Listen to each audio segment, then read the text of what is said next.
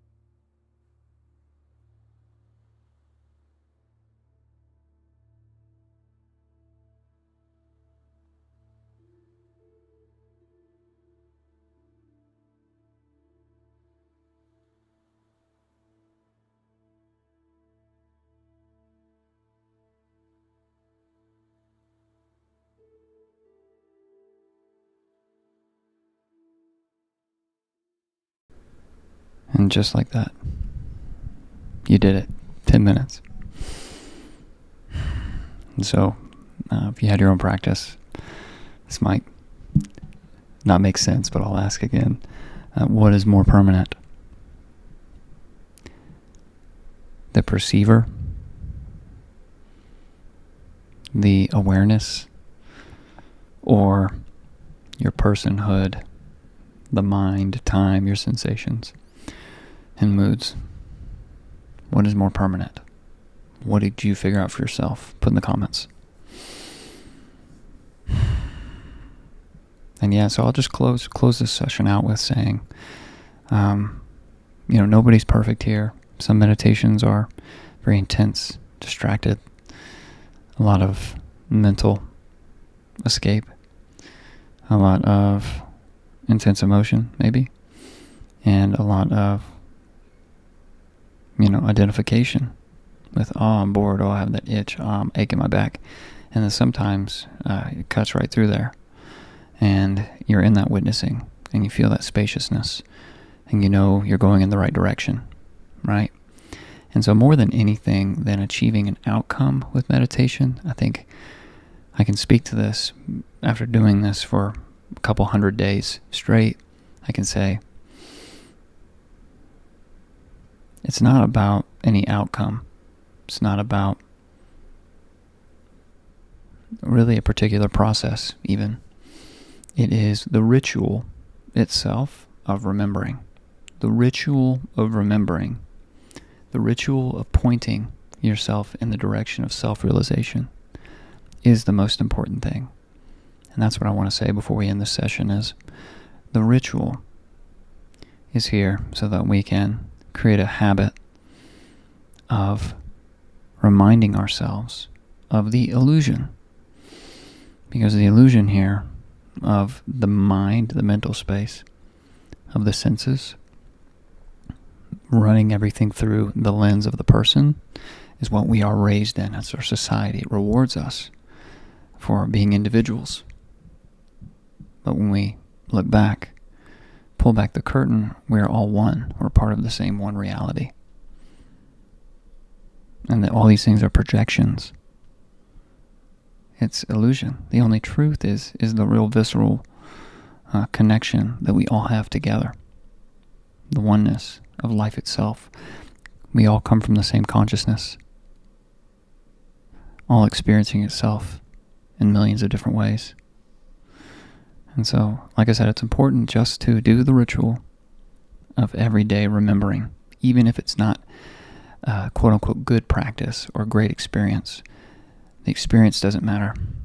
It is the pointing. It is the reminder, the remembering of what you actually are. What we are collectively. And the ritual of showing up to honor that space.